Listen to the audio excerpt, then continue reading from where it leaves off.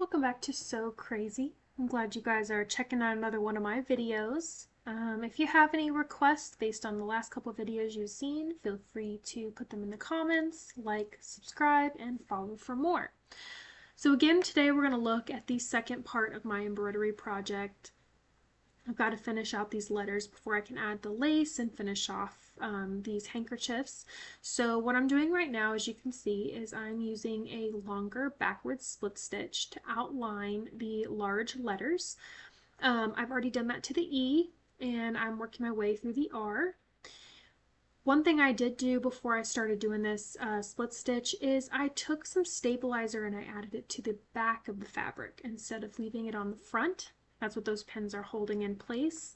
I did this because I like to be able to see very clearly the width of the letter as I go along. Sometimes having the stabilizer paper on the front, it can pull, it can tear, and then you can't really see the material underneath quite as well.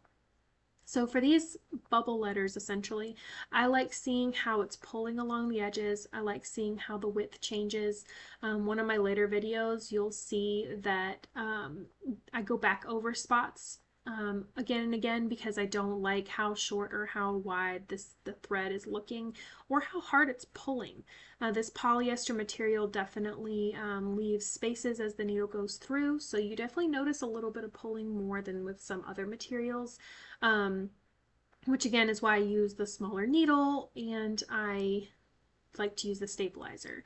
So what I'm going to do here when I finish going around the inside of this R is I will be going all through the inside of both letters, and I'll be adding filling stitches, just random stitches throughout to add some good base. It helps with the satin stitch I'm going to do next. It helps it look more raised and clean, and I think it fills in the space so you don't see a lot of white shining through under the blue stitches. So here I go.